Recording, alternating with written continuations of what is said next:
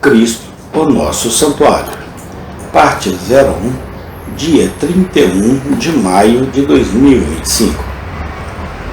Portanto, diz: assim diz o Senhor Deus, ainda que eu os tenha lançado para longe entre os gentios, e ainda que os tenha espalhado entre as terras, ainda assim serei para eles como um pequeno santuário nas terras para onde vierem. Ezequiel 11:16. O texto começa com: portanto, havia uma razão para Deus falar dessa maneira. É proveitoso traçar o porquê e o porquê das graciosas palavras do Senhor. O caminho pelo qual uma promessa vem geralmente brilha com um raio, um rastro de luz. Ao ler a conexão, observamos que aqueles que foram levados cativos foram insultados por aqueles que permaneceram em Jerusalém. E eles falaram de maneira muito cruel com aqueles com quem deveriam simpatizar. Quantas vezes os irmãos prósperos olham com desprezo para os infelizes? Jó, de antigamente, não reclamou. Aquele que está prestes a escorregar com os pés é como uma lâmpada desprezada no pensamento daquele que está à vontade. O Senhor ouve os discursos indelicados dos prósperos quando eles falam amargamente daqueles que estão mergulhados na adversidade.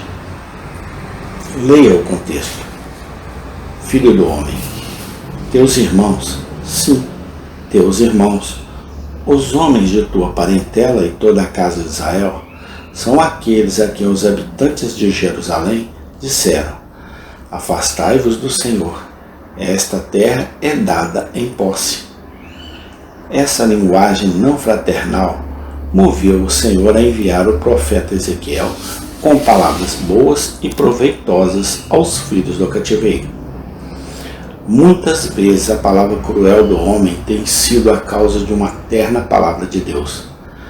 Por causa da crueldade dessas pessoas, portanto, Deus, em benignidade, dirigiu-se em palavras de terna graça àqueles a quem eles desprezavam.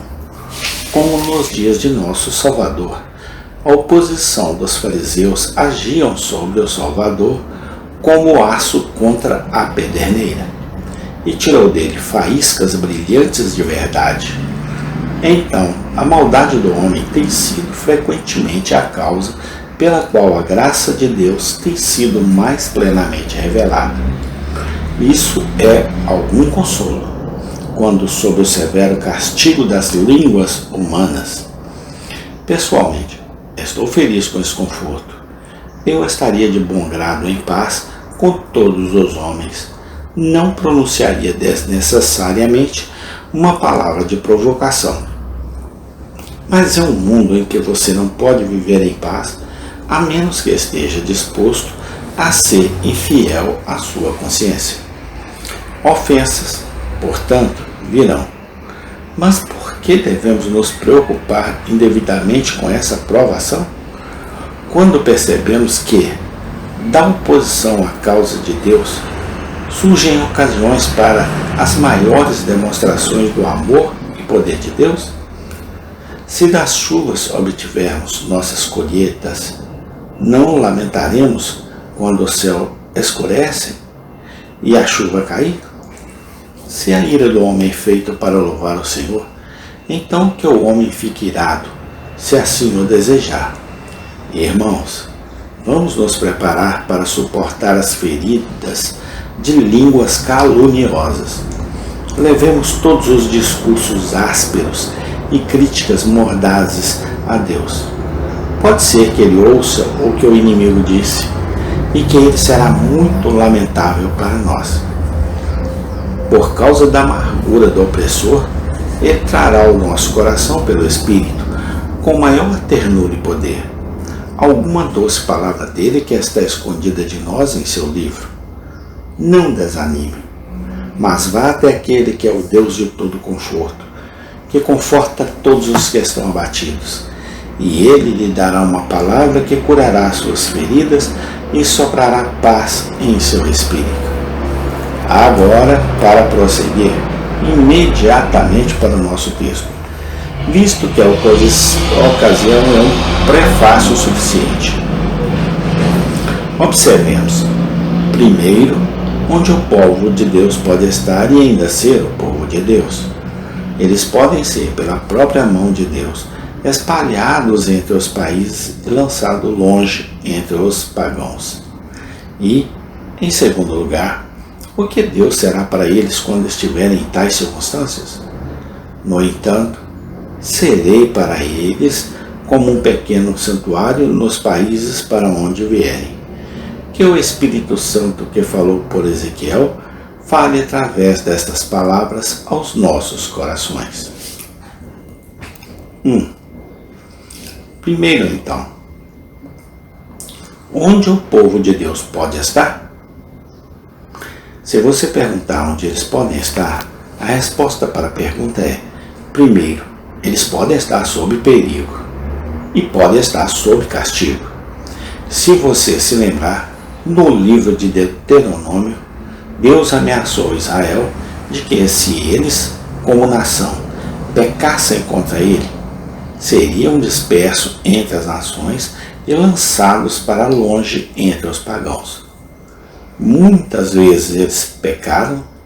Não preciso recapitular a história de suas contínuas transgressões e multiplicadas apostasias. O Senhor demorou a cumprir suas maiores ameaças, mas mostrou sua máxima paciência até que não houvesse mais espaço para longanimidade. Por fim, o castigo ameaçado caiu sobre eles, e nações ferozes os levaram acorrentados para as terras distantes de seu pavor. Eles não foram totalmente destruídos.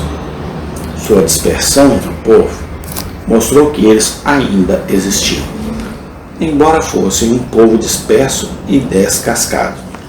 Ainda assim eram um povo, assim como Israel é até hoje, porque tudo o que tiramos e perseguimos já fizeram, e os perseguidores já fizeram também.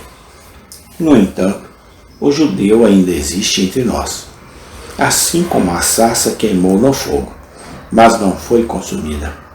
Israel ainda está na frente e estará no fim do mundo. O Senhor não rejeitou o seu povo, embora os tenha lançado longe entre as nações, entre os pagãos. Ele os espalhou entre os países, mas eles não são absorvidos por esses países.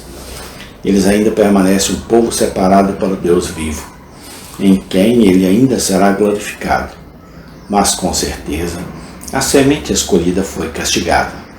Quando, junto aos rios da Babilônia, eles se sentaram e choraram.